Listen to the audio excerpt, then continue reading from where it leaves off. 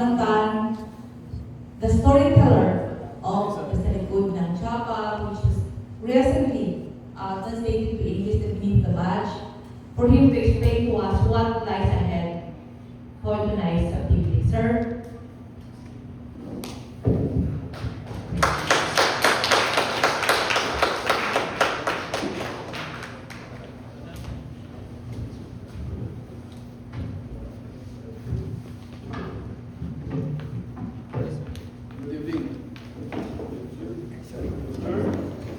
Good evening and welcome to Teatro Calabarzon. Maybe this is not new to you.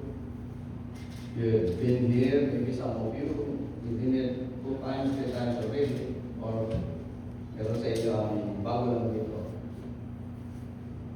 Sino ang bago sa inyo dito? Bago kayo? Dapat inalingan nyo yung bato sa harap ng Calabarzon. Before I'm going to deliver my very short message to all of you, I have to tell you my condition. I've been here for 40 days, I'm 40 days old now. And I have only 90 days left. 90 days left in service. Which means I will be retiring after 90 days, or less than 90 days. You are now listening to a person or a police officer who's going to retire after 90 days. So sometimes I examine myself and I think I'm crazy because I feel different feelings the way I used to be. I was there as resident, pag mayroong organized crime groups, gusto ko na doon ako sa front line fighting criminals head on. But for my status now, it becomes more strategic, it becomes managerial. So there are things that I can see na I don't used to see it before. Maturity maybe, but in me, I can still find several modalities, some imperfections. By the way, my family is sa likod yung family ko. Pakitaas niyo yung mga kamay niyo dyan at magpakilala kayo dyan. My wife is there and 2 daughters of mine. Kalapakan natin yung mga from Manila to see you.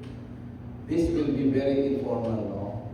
Huwag tayo masyadong maging seryoso. And I have to tell you that I'm PWD. I told you that before.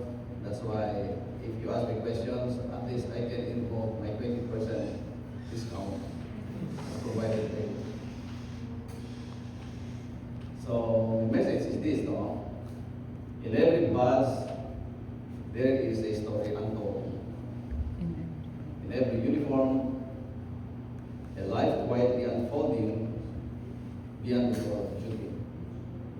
Sa likod ng Chapa is not just a song, it is a journey into the unseen, a tribute to the weight carried in silence,